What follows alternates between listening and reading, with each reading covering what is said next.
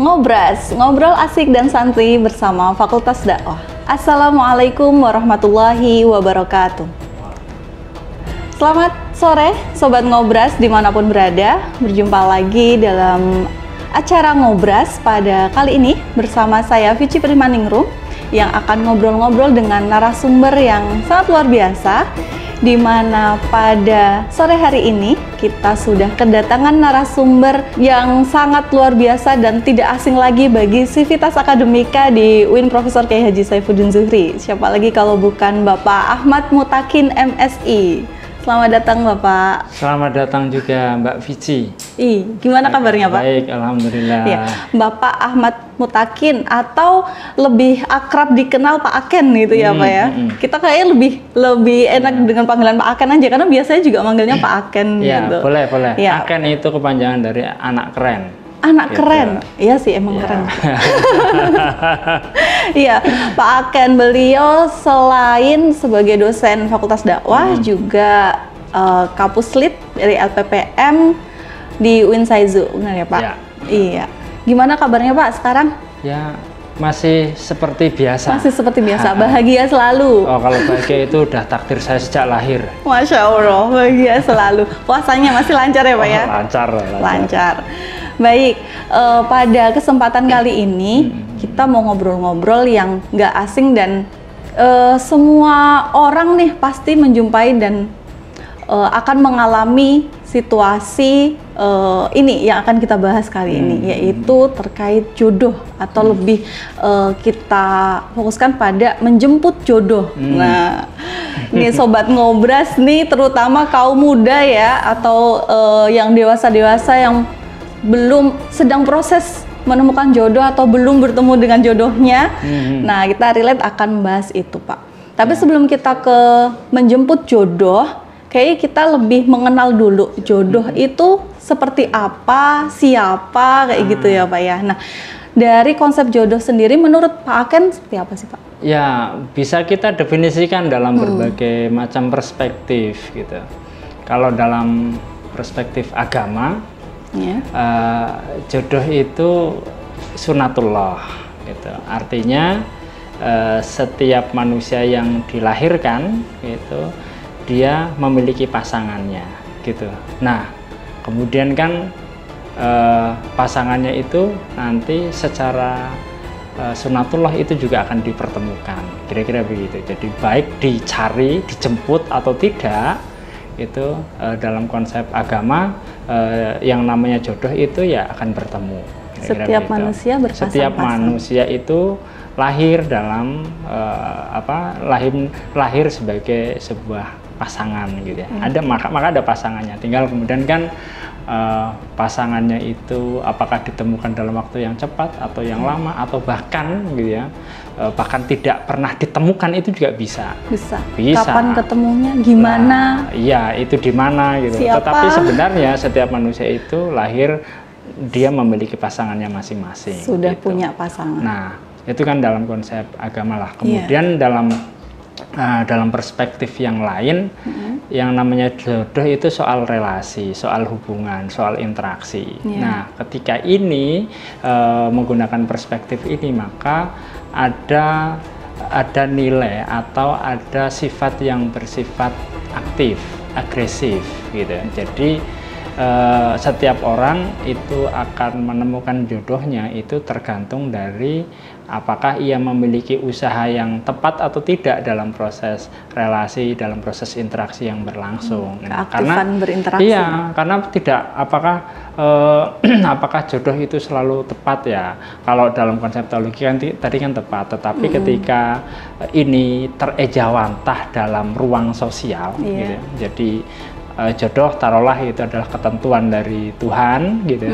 Nah, ketika ia terejawantah dalam dunia sosial gitu, dalam dunia harian, dalam dunia sosial itu, maka ada kemudian berlaku syarat-syarat yang bersifat sosial juga gitu ya. Jadi dan ruang sosial itu kan yang bernama interaksi, yang bernama hubungan-hubungan sosial itu.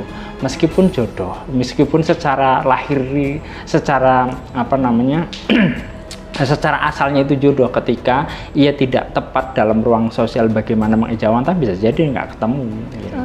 Berarti walaupun sudah dipastikan punya jodoh, kalau dalam realitasnya nggak ada tadi relasinya, tidak terejawantah dalam dunia sosial gitu ya, bisa nggak ketemu. Itu iya, karena antara apa namanya, antara ketentuan Tuhan itu dengan ruang sosial kan dua habitat yang berbeda. Nah, ketentuan ilahi setiap manusia itu memiliki jodoh, tetapi gitu ya, ketentuan sosial gitu, persoalan bagaimana ketentuan ini terejawantah, terekspresikan dalam ruang sosial itu punya logika sendiri. Gitu, punya logika sendiri. Nah, sehingga sebenarnya ketika ada pertanyaan kenapa kok ada orang yang nggak ketemu jodoh sampai rampung misalnya, itu persoalannya bukan karena dia tidak jodoh, tetapi dia tidak bisa menemukan frekuensi antara gitu ya, antara dunia realitas gitu ya dengan dunia tadi, ketentuan seperti sebagaimana yang ditetapkan oleh Tuhan tadi itu. Jadi ini butuh frekuensi gitu, frekuensi. Ketika misalnya orang pasif sejak awal sampai rampung, dia tidak pasif ya, tidak mencari ke sana, tidak berusaha, maka jodoh ya sekedar jodoh saja gitu. Tak pernah terimplementasikan dalam realitas sosial. Hanya gitu. Tertuliskan punya jodoh, jadi punya jodoh, tidak gitu. Tapi dia tidak terekspresikan dalam dunia sosial. Berarti harus ada apa yang dilakukan gitu untuk bertemu atau untuk menemukan jodoh itu sendiri gitu ya Pak? Ya, itulah menggunakan. Maka kalau yang kedua ini pertanyaan bagaimana apa yang harus dilakukan, itu menggunakan logika sosial gitu ya. Logika sosial maksudnya bahwa sesuatu itu diperoleh karena ada proses pencarian, diusahakan gitu ya. Jadi sesuatu itu tidak diperoleh, itu given, itu enggak gitu. Jadi terberi saja itu, bahwa ketentuannya itu ada, tetapi untuk memperolehnya itu enggak given, tinggal menerima pasif itu enggak gitu. Karena jodoh tadi itu ada dalam ruang sosial yang berlaku logika sosial tertentu gitu. Lalu kita ke intinya nih, itu kan berarti secara asalnya setiap manusia punya jodoh, cuma tadi untuk ketemu atau tidak kita bertemu kemudian kita bisa hidup bersama dengan jodoh kita, itu bisa iya dan bisa juga tidak. Lalu kita kan secara naluriah semua manusia pingin ya gitu ketemu dengan jodohnya, pasangan hidupnya, hidup bersama ya dengan langkah menikah, memiliki keturunan dan lainnya. Lalu tapi dalam prosesnya tadi misalnya dari segi memang individunya gitu, dia yang pasif atau mungkin sulit untuk berinteraksi karena butuh ada interaksi dengan lawan jenis kayak gitu. Nah, bagaimana sih cara apa yang harus dilakukan gitu untuk kita langkah-langkahnya bisa menjemput jodoh kita? Ya, sebenarnya prinsipnya dalam konteks ini bukan manusia itu kan memiliki dimensi fisik ya. Wajar kalau ada orang memiliki ketertarikan secara fisik gitu. Tetapi sebenarnya jodoh kan bukan di level itu. Kalau orang tertarik secara fisik, ya fisik itu kan membosankan. Nggak sesuai dengan ini udah nggak jadi gitu. Secantik-cantiknya orang itu 1, 2, 3 tahun setelah itu kan hilang gitu. Dan pasti yang melihat ada sesuatu yang tidak sesuai dengan harapan kita, akhirnya nggak jadi. Nah itu jadi, ya itu ketertarikan secara fisik itu wajar gitu. Tapi sebenarnya inti tadi ya, karena jodoh itu kan mempertemukan dua hal gitu, mempertemukan dua hal. Nah, itu fisik itu hanya salah satu saja, salah satu. Nah, yang terpenting adalah bagaimana yang dipertemukan itu adalah soal nilai, karakter, paradigma gitu ya, keyakinan. Nah, itu yang sebenarnya non fisik ini yang bisa terus direproduksi, diperbarui terus gitu loh. Nah, jadi ketika orang kan lalu ada pertanyaan, katanya jodoh, tapi ternyata 1 atau 2, 3 tahun itu terus bubar gitu. Berarti jodohnya hanya segitu lah. Lah kok kayak gitu? Itu kan akhirnya kan bertabrakan ya antara konsep tentang jodoh. Katanya setiap manusia itu lahir dalam keadaan sudah berjodoh gitu. Sudah tapi kenyataannya ternyatanya hanya berlangsung 1 atau 2 tahun setelah itu berpisah. kelihatannya kontradiktif gitu ya. Nah sebenarnya tadi jodoh itu ada, tetapi bagaimana diupayakan itu dalam ruang sosial tadi itu. Nah mempertemukan yang kedua itu selain fisik itu, itu hanya sebagai titik masuk saja, tetapi sebenarnya yang dipertemukan itu adalah cara berpikir, paradigma yang lain itu yang non fisik, dan ini terus bisa kita perbarui, artinya jodoh seseorang itu panjang atau tidaknya adalah dari dimensi non fisik ini. Ketika dimensi non fisik ini terus bisa diperbarui, diinovasi terus-menerus, maka bersatunya dua orang itu dalam satu ikatan itu akan bisa bertahan lama, kira-kira begitu.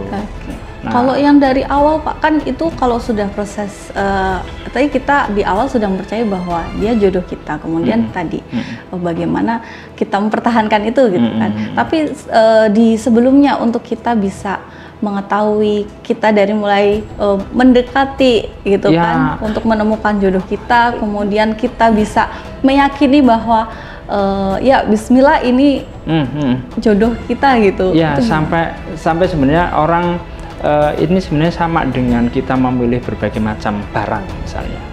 Nah kalau kita misalnya laki-laki perempuan itu memutuskan, karena kita sebenarnya kan nggak tahu ya jodoh kita itu yang mana, di mana, kapan, itu kita nggak tahu. Kita nggak tahu seperti apa, kita nggak tahu. Nah sampai kapan jodoh itu ketemu, itu sampai kemudian hati kita itu meyakini gitu, meyakini. Ketika kita sudah meyakini bahwa ini adalah jodoh kita, ya benar itu jodohnya. Wujudnya dari apa? Apa kita deg-degan gitu? Enggak, itu tadi prosesnya itu non fisik tadi itu. Kalau fisik itu kalau fisik itu semua orang tertarik misalnya dengan Mbak Pici cantik gitu ya, pinter gitu ya. Nah secara fisik gitu ya, secara fisik. Tetapi apakah kemudian itu menjadi jodohnya? Belum tentu. Klik gitu. Secara personalitinya. Nah itu yang tadi, untuk bisa mengklikkan itu kan ada yang itu ya tadi, bagaimana cara berpikirnya, paradigmanya, bahkan mungkin sampai kecenderungannya, hobinya macam. Nah sampai kemudian ini ketemu gitu ya. Ketemu bukan berarti sama ya, tapi misalnya yang perempuan itu punya cara pandang yang berbeda, yang laki-laki berbeda. Ketika perbedaan itu kemudian bisa dijembatani dan bisa dikompromikan, ya itulah kesesuaian. Jadi jodoh itu bukan kesamaan, tapi ada kesesuaian gitu. Karena setiap orang pasti memiliki hal yang berbeda. Nah, ketika ada kesesuaian itulah, dan kemudian kita meyakini gitu ya, menerima, ikhlas, ridho dengan keadaan yang ada, perbedaan yang ada, ya itu bisa kita sebut itulah ketemu jodoh, kira-kira gitu. Nah, tapi sekali lagi itu adalah upaya-upaya rasional yang menggunakan logika sosial gitu ya, bukan sesuatu yang given, terberi, menunggu gitu ya, kayak bidadari menunggu Arjuna, itu bukan gitu. Duduk manis tiba-tiba datang itu nggak bakalan. Yang andai kata ada itu ya perbandingannya kan ya 1:1000 mungkin. Nah kita kan menjadi bagian yang 1000 bukan yang 1 itu, makanya harus diusahakan. Iya, tapi gini Pak, saya pernah ada pembahasan gitu bahwa seorang perempuan itu bisa gitu tanpa harus maksudnya berkomunikasi, berinteraksi langsung dengan laki-laki, tapi pendekatan atau meminta jodoh kepada Allah itu melalui doa, usahanya di situ, ikhtiarnya di situ gitu. Ya, itu bagaimana Pak? Ya itu mungkin itu yang 1:1000 gitu ya. Jadi bisa gitu bisa ya? Aja, tetapi kan kemungkinannya kan 1:1000 gitu. Karena ya manusia itu kan dunia interaksi ya. Dunia sosial, dunia saling tegur, saling sapa, saling bersosialisasi gitu ya. Nah, maka kesesuaian gitu ya. Sekali lagi jodoh itu tadi kesesuaian. Kesesuaian itu hanya bisa tercipta ketika masing-masing itu terlibat dalam proses sosialisasi. Tanpa itu ya tidak bisa. Harus berinteraksi. Gitu ya. Berarti kita harus berani baik laki-laki ataupun perempuannya gitu kan, berarti harus berani keluar dari zona, artinya berani untuk memiliki interaksi hubungan dengan lawan jenis untuk interaksi itu kan macam-macam ya medianya, ilmu pengetahuan, bisa bisnis, bisa kemanusiaan, bisa yang kita berinteraksi dengan siapapun itu kan medianya kan banyak ya. Jadi ya bisa ilmu, kalau dalam konteks kampus misalnya bisa melalui proses riset, pelatihan, terus kemudian pembelajaran macam-macam, sering ketemu, ilmu pengetahuan gitu. Ngobrol gitu ya, ngomongkan soal itu kita kan bisa ngerti cocok dengan orang dari sisi ide itu kan ketika berdiskusi dengan berinteraksi gitu. Tapi kalau sejak awal itu diam lah, kita nggak tahu, karena sebenarnya kita ngerti orang, ngerti seseorang, kecenderungannya, wataknya, karakternya, itu proses interaksi itu. Kalau sama-sama berdiam ya nggak bakalan ngerti gitu loh. Dan itu kalau diam sepanjang waktu yang dipunya ya nggak mungkin mencapai kesesuaian. Padahal yang namanya jodoh tadi secara sosial itu adalah kesesuaian, bukan kesamaan. Kalau melalui orang ketiga bisa? Nah, ya bisa-bisa aja gitu loh. Itu bisa-bisa aja. Melalui apa jenis broker gitu ya. Iya, karena kan gini, ya kita tidak mungkiri secara Islam kan interaksi antar lawan jenis itu ada dibatasi. Terus kayak misalnya kalau kita kan lebih mengenal dengan proses ta'aruf kayak gitu, tidak mengenal atau ada orang ketiga kayak gitu yang menjembatani. Yang terpenting kan sebenarnya menurut saya itu medianya. Medianya itu bisa orang, bisa ilmu pengetahuan, gitu ya, bisa bisnis, bisa urusan-urusan yang lain. Intinya apapun medianya, entah itu orang yang kemudian kita sebut sebagai broker atau mak comblang, gitu, atau ilmu pengetahuan, atau riset, atau bisnis, itu semuanya kan media. Sebenarnya media ini kita gunakan sebagai terminal untuk menemukan, gitu ya, menemukan gagasan, opini, ya, kemudian apa yang dipikirkan, logika, paradigma antara satu dengan yang lain. Ketika ada kesesuaian, itulah jodoh. Jadi saya kira persoalan perjodohan itu bukan soal semata-mata mempertemukan laki-laki dan perempuan, gitu ya. Itu terlalu mudah dan terlalu transaksional, gitu ya. Tetapi sebenarnya adalah mempertemukan kesesuaian dalam hal apa? Non fisik tadi itu. Ada ilmu pengetahuan, ada bisnis, ada persoalan-persoalan yang lain, itu saling dipertemukan. Nah, kalau kayak gini ya sangat Islami. Ya, maka ketika ada perbincangan ini Islami atau tidak kan karena memang perjodohan itu disimplifikasi dalam konteks pertemuan fisik, gitu ya, sehingga ada batasannya, nggak boleh pegang, nggak boleh dan sebagainya. Tetapi kalau medianya itu ada ilmu pengetahuan antara laki-laki dan perempuan, itu unlimited, bisa memperbincangkan apapun gitu. Jadi sebenarnya batasan kayak hanya dengan kita kan yang dominan dikenal oleh masyarakat kan ta'aruf, pacaran gitu ya. Itu kan terlalu simpel gitu. Jadi maka kalau kayak gitu itu ya hanya mungkin ya perbincangannya seputar mak comblang mediator atau broker itu. Maka yang kayak gitu ya proses perjodohan yang menurut saya itu terlalu memiskinkan kata perjodohan. Dan nanti jatuhnya kalau dari yang dijelaskan, dipaparkan oleh Pak Akan, jatuhnya hanya sekedar tadi fisik dan mungkin rasa enggak gitu ya Pak ya. Ya sekali lagi ketertarikan orang terhadap lain jenis secara fisik itu wajar. Tetapi itu tidak bertahan lama. 1-2 tahun itu bosan. Gitu ya, bosan. Nah, tetapi ketika yang dipertemukan itu adalah non fisik, cara berpikir, nah itu bisa diperbarui terus karena orang sudah terlatih untuk bisa menyesuaikan diri.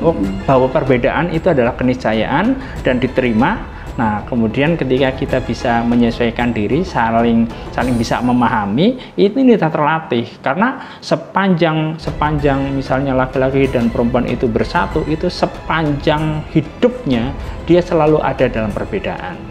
Nah, disinilah kemampuan berinteraksi, kemampuan saling menyesuaikan gitu ya, saling memahami itu penting gitu loh. Nah, tetapi kalau tadi itu konteksnya adalah kontak fisik di awal, misalnya meminta orang untuk menemukan satu laki-laki dan perempuan dalam konteks fisik itu ya, itu perkara yang sangat mudah dan ini rentan karena dia tidak terlatih sejak awal untuk bisa saling menyesuaikan dan saling memahami. Ya sekali lagi kalau fisik ya tertarik iya. Dan itu prosesnya cepat. Kalau hanya Sekali pandang aja bisa tertarik itu ya, untuk menemukan jodoh dalam konteks fisik itu sangat mudah gitu. Karena orang lelaki itu mempunyai fitrah untuk tertarik terhadap perempuan gitu. Dalam sekejap mata saja udah gampang. Tetapi itu ya nggak lama. Kalau disuruh mandang lebih lama lagi mungkin jadi nggak tertarik juga bisa ya. Akhirnya kan semakin orang ngerti secara fisik gitu. Mungkin pertama karena tertutup wajah misalnya, oh bagus banget ya. Setelah itu dibuka yang lain ternyata kalau dipresentasi dari 10 kemuliaan atau 10 kesempurnaan yang diharapkan, mungkin dia hanya mendapatkan 2. Sementara yang 8 itu adalah kerusakan ya. Kacau. 2 yang didapat di awal ketika ditutup, yang 8 Nah, tetapi ini ya, itu kan kalau perjodohan secara fisik itu mudah sekali lah, mudah dan apa namanya wong asal tertarik secara fisik itu kan mudah gitu loh. Iya, karena kalau kita bicara jodoh itu kan untuk teman hidup gitu Pak. Jadi betul. Yang akan hidup bersama kita tuh nggak hanya dua raga yang selalu bersama, hidup bersama, tapi untuk menjalani kehidupan itu tadi ya, Pak. Begitu. Ya sekali lagi secara fisik laki-laki perempuan menarik itu paling maksimal usia 40 tahun udah. Setelah itu ya kalau saya sih setelah 40 tahun itu semakin menarik gitu ya.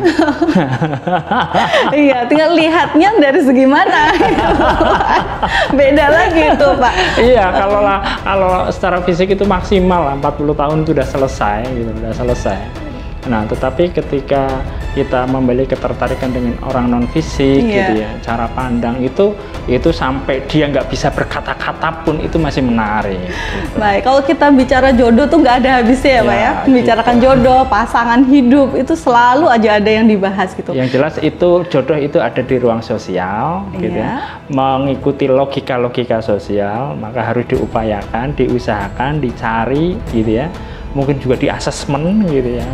Jadi tidak bisa kita menunggu jodoh datang itu kayak menunggu hujan given gitu.